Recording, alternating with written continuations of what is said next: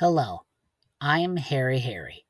Today I'll be presenting to you What If Harry Potter Was Raised by Vox and Made a Deal with Him? Please enjoy the video and make sure to like, subscribe, and click that bell notification to make sure you never miss another video. Let's begin. Chapter 1. A Deal with Vox. The cupboard under the stairs was dark, smelling like paint and bleach. Harry was 7 years old and in a lot of pain. The Dursley family took turns beating him. He was black-blue and bleeding a lot. He was angry and wanted nothing more than for someone to come and take him out of this hell. As if someone was listening, he heard a voice coming from the living room, and it said, "Come, I hear your plea, come." Harry hesitated, but then realized this could be his chance to leave this place, and he creeped out his cupboard without a sound. That is when he saw a blue face on the TV. He had red eyes and yellow razor sharp. He said, "Hello, Harry Potter. I have been watching you, and I can make a deal with you."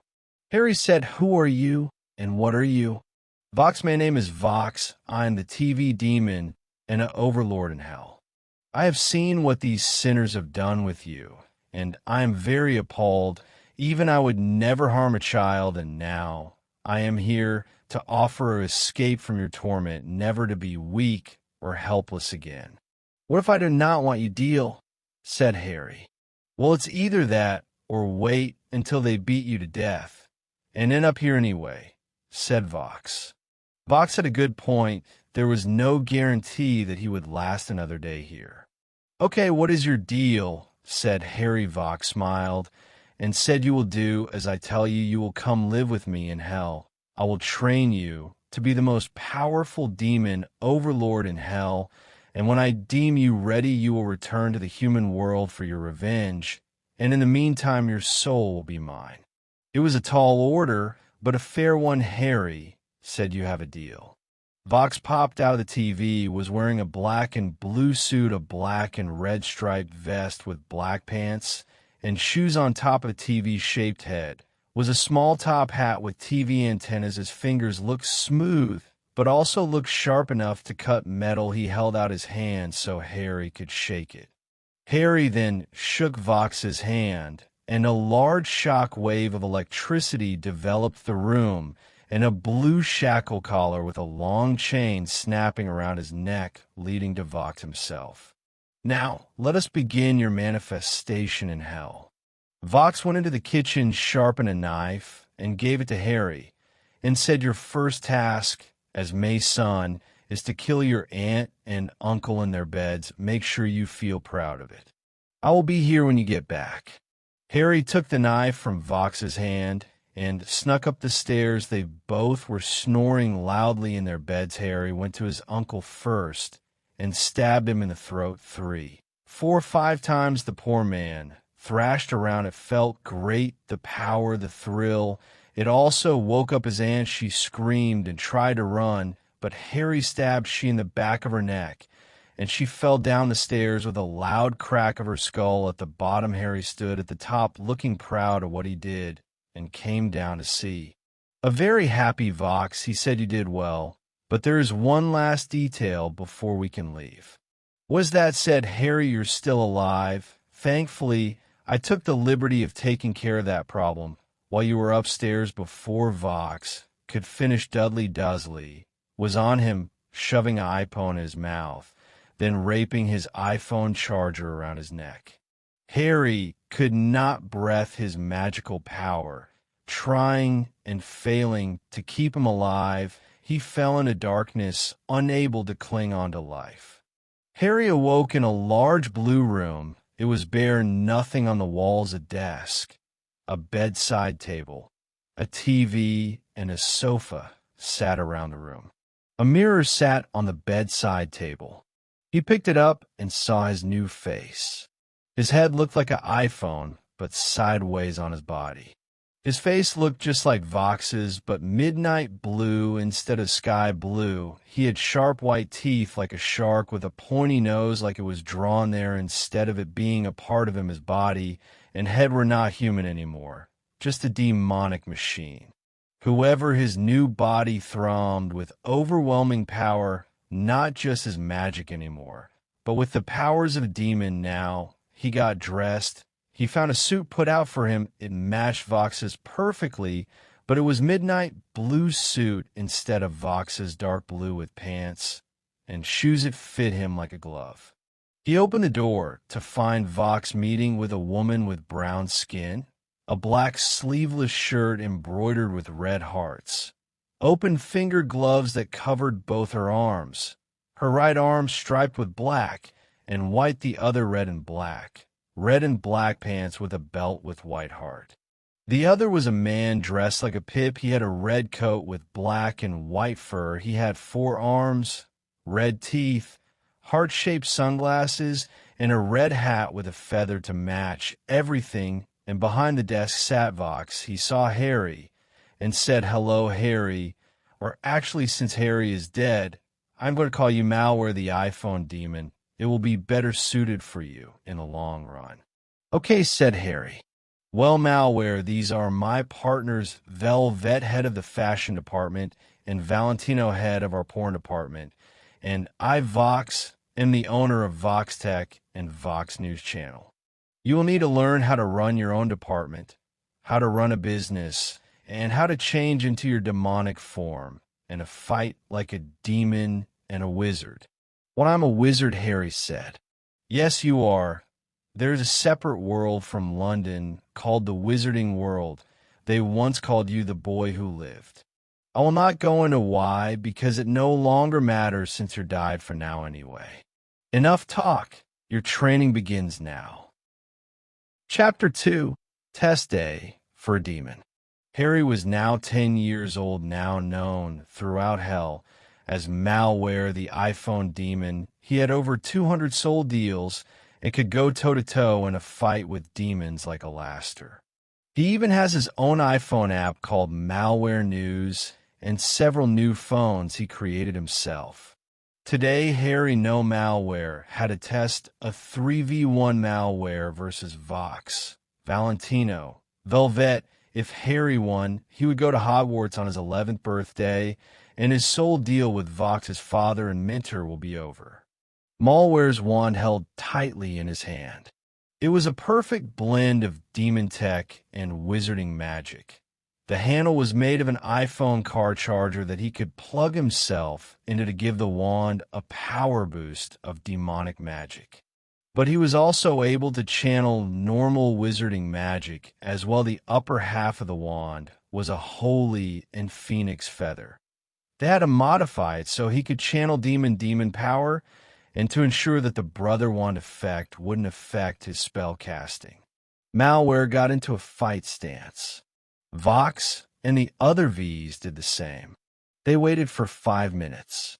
Valentino got impatient and fired his pistols. First, Malware dodged and came in for a face punch. Vox intercepted the punch and throwed him back with electrical pulse. But Malware used the security camera in the room to come up behind Valentino and hit him with a large dark blue and green blast of demonic energy, hitting Valentino's center chest, knocking him out, and also taking off Velvet's right arm. Velvet came in with her large paintbrush club and tried to come down on Malware's head, but he dodged and shouted "Stupefy." It shot out his wand like a bullet from a gun, and Velvet could not get out of the way in time. So she took it, and she fell down stunned. Vox, realizing he was the last one standing, shifted into his full demonic form and shot cables at Malware, hoping to ensnare him like a boa constrictor, but Malware knew all his father's tricks and dodged them all. He then charged up all the demonic energy he could muster without draining himself completely and punched Vox square in the face and punched him again in the chest. A large explosion shook the tower, and in the smoke walked Malware. Victory's the V's all on the floor out cold. He decided to go take a shower and wait for them to all wake up. Albus Dumbledore was sitting sadly in his headmaster's chair. It would have been Harry's 11th birthday today. He was upset when he discovered that Dudley Dudley estranged Harry to death in the middle of the night after discovering that Harry also killed his aunt and uncle with a knife. Why Harry was died wasn't he, and why would Harry kill his aunt and uncle? Maybe they abused him, and he finally had enough that would explain the fresh bruises and all the blood found on his back. He put Harry there thinking that Lily's blood sacrifice would protect him from the active Death Eaters, but he never would have thought that the Dursley family would be such monsters to beat and strangle a child. It was his biggest mistake. Lily Potter, forgive me. I am so sorry I failed him. A liquid hot tear fell from his face, and he felt every one of his years. That's until he discovered something weird did happen, though, that made Albus question Harry's death under his name on the Hogwarts student chart of the name, changed from Harry to Malware. He must be alive. Why else would his name change unless he is in a state of undeath? But where has he been all these years? I guess we will have to find out. Malware arrived at the leaky cauldron of Free Soul with Vox. They were here for two reasons: on to get what was left of Malware school supplies, and to inspect Malware's new business called Malware, Wizarding News. And tech it took Malware and Vox years, but they finally managed to make phones and other technology to work with magic. Many pure bloods do not like it, but Malware's business was booming with sales. First stop was to get Malware's wizarding robes that Vox suggested he get them see-through so people saw his business suit. They then went to Flourish and Blots to get Malware's school books, but also got books beyond first year. Malware had the ability to copy books into his mind because he was no longer fully human anymore. He did not get a familiar because he made one out of iPhones. A giant robot dragon that could change size right now. It was the size of a dog. It's named a Gearwing. After getting the last of Malware's school things, he went to Malware Wizarding News. In tech, it was a large tower looking like the V's tower, but it had the Malware symbol. He walked into the door and saw a white room with 3 rows of shelves all filled with iPhones, Vox Tech TV, VR headsets, and many other devices. He walked back and got into the elevator, went up to the next level. A large room filming equipment lined up in front of a news desk with 2 chairs, one with the V's logo and the other with a Malware one. Malware then turned all the lights on and sat in his chair. Vox took the other one cord, shot out, and connected to him and Vox. Malware then said, "We will be 1 in 3, 2.1. The video camera turned on Malware, said, "Welcome Wizarding World to the first ever video news report. This is Malware and Vox. Today is the day that Harry Potter, under a new name, goes to Hogwarts. He has been called the boy who lived by all speculations have spread like butter, but are these rumors? We will find out when we see him today." Malware then went into several different topics about the Wizarding World, talking good and ill about some of the Wizarding World's political figures. Finally, both Malware and Vox ended the show. Both of their eyes glowed red and had a black swirl. They said, "Trust yous with your Wizarding News and your money." Malware and Vox used the demonic power fused with Malware training and legitimacy to brainwash the Wizarding World to buy more stuff. And listen for more video news reports of strategy that Vox instructed him on a lot. The time now came to go to Hogwarts. Chapter 3, A Demon of Power. Malware walked to King's Cross Station. Vox walked next to him. People looked at them funny. Older wizarding children were on his magically made phones or on other devices. They walked through onto Platform 9 and 3/4 and saw the train. Many wizarding families and their children ran around trying to make it on the train and saying their goodbyes. Malware turned to Vox and said, "Thank you for everything, the power, the support, and for showing me how fun it is to be a powerful individual. You're welcome, son, and remember, trust us with your future sins." Malware found an empty compartment on the train, sat near the window, and waited. A boy poked his head, and he was a redhead with freckles and Emmy-down robes. He said, "Hey, do you mind if I sit in here? All the other places are full." Malware said, "Yes, you may. Tell me, who are you?" "Ron Weasley."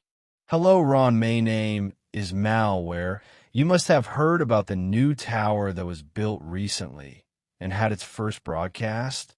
"Yes, I heard. My father was excited when he heard that technology was being introduced to the wizarding community and said that he wanted to buy some of your stuff to study how you made it work with magic. You are the first person in the wizarding world that has made technology work here," Ron said.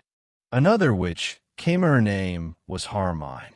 He talked with them about the new tower when a boy with white hair came in and said, "Rumors say that Harry Potter, under a different name, is on the train," said a boy named Draco.